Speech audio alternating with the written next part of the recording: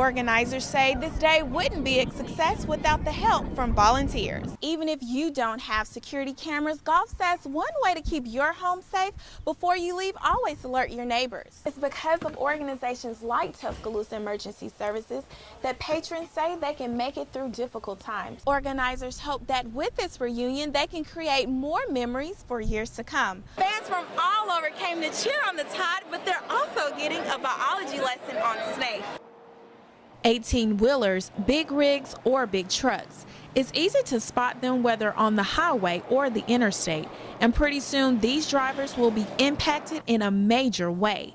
New federal rules will only allow truckers to drive 70 hours per week. WTI Transport Jim Blair says when those hours can reset is the big factor.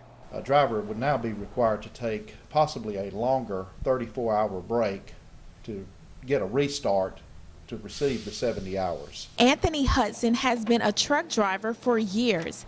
He says these new regulations might produce more alert drivers. It'll keep less stress on the driver, keep them more, self-assured and alert to drive.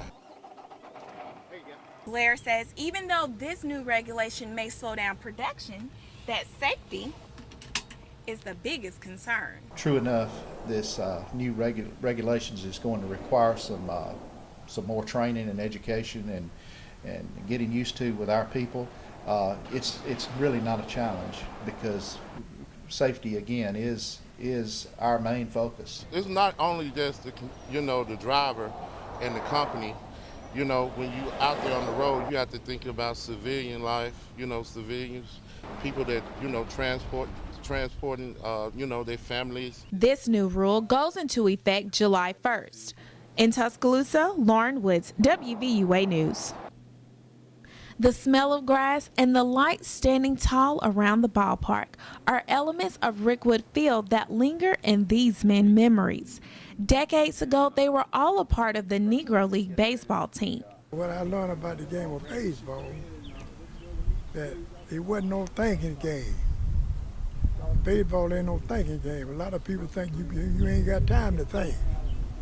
You got to know what you're doing when you hit the field. Willie Walker played with the Birmingham Black Barons and the Philadelphia Stars. Walker says at a young age, coaches realized he shouldn't be in the dugout. I started out being a bat boy, and I was so good until they just made me a player. And I'm the youngest player in the league, and I'm the youngest player to ever hit a home run in a Negro League game at 15 years old. Yes, there were good times, but players remember not so good times as well. When I played out here, it was Sunday, because there ain't no blacks and white play out here together. So we play one Sunday and go out of town, and the whites come in and play. And back then was a lot of prejudice, not because of the players, but the fans. They would call you the N-word and stuff like that, So Frank Evans say, y'all get a bat for protection. You had to change on the bus. Very few white parks we played in will let you use their dressing room. So we changed it. Basically, we did everything on the bus. Clayton Sherrod and Dr. Leighton Ravel co-organized the reunion to get the ball players back together.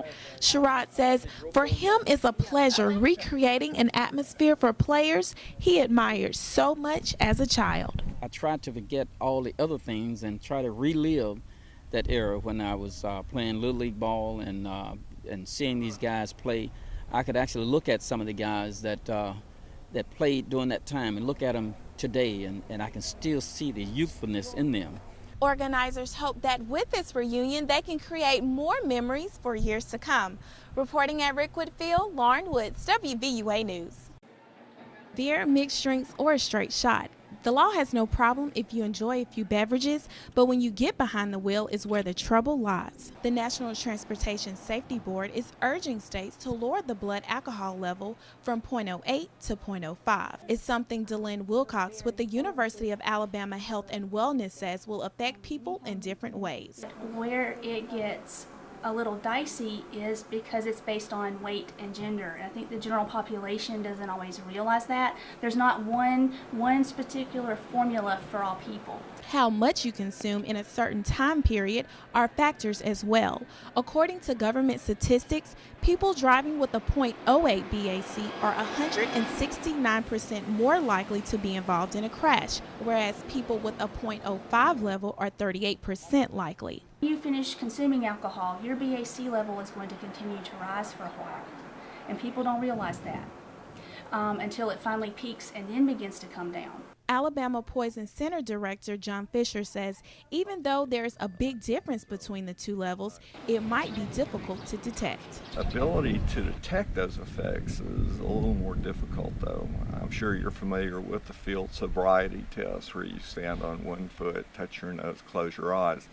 Generally, you're not going to be able to see a lot of those effects at a .05 blood alcohol concentration. And even though you may feel fine, Wilcox says you can't feel your BAC. Reporting in Tuscaloosa, Lauren Woods, WVUA News.